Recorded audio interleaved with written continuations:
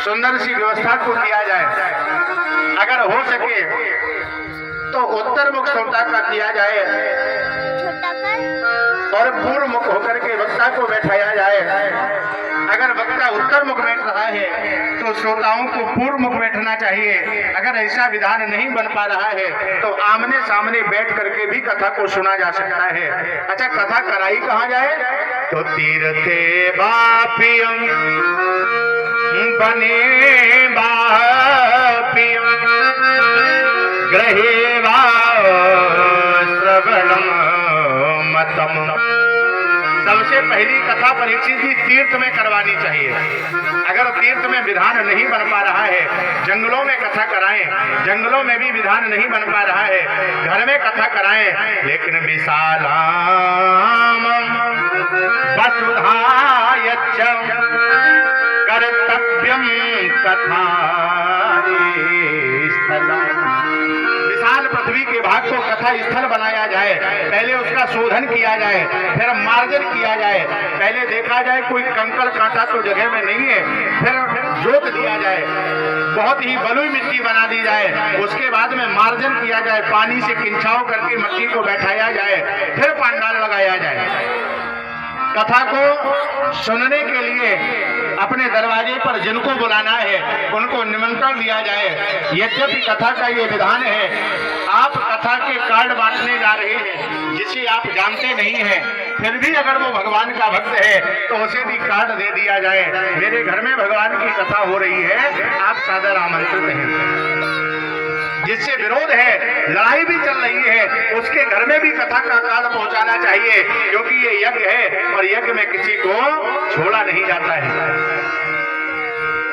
इस प्रकार से कथा हो, जब मुहूर्त सन्निकट हो जाए, प्रातःकालीन वेला में भागवत जी का मूल पाठ हो, बीच में 3 घड़ी का विराम दिया जाए। पूजन और पाठ के बाद 3 घड़ी के लिए विश्राम हो जाए, फिर कथा को सुना जाए। कब तक?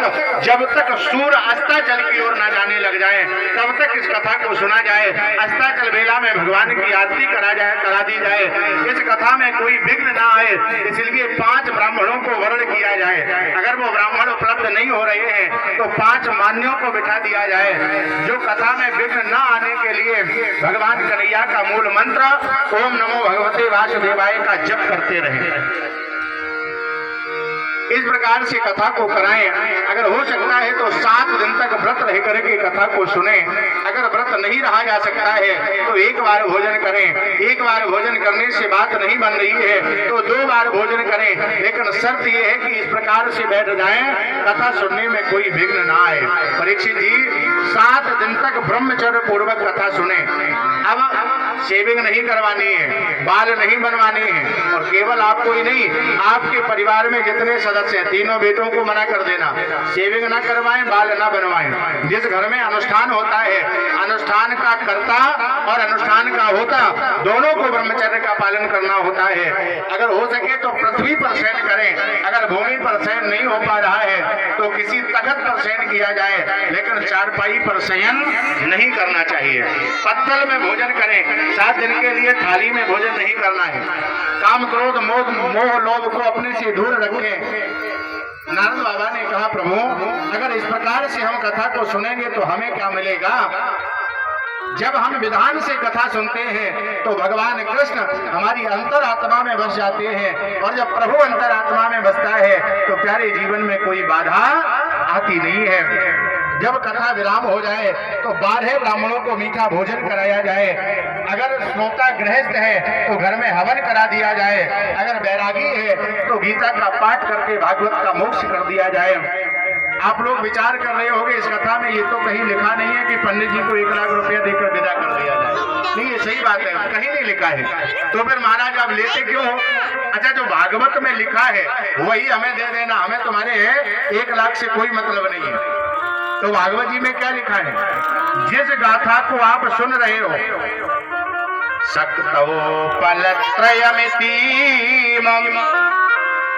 स्वर्ण सिंहम विधाय च। जिस पुराण को पहले दिन यजमान अपने सर पर रख करके भ्रमण करता है, उसी पुराण को एक सोने के सिंहासन पर रख करके वक्ता को दान में दे दिया जाए। 1 लाख रुपया एक बार भाव से कहिए बोलो राधे राधे। परीक्षित जी अभी आदर दे दो तो बन जाएगा, ठीक है।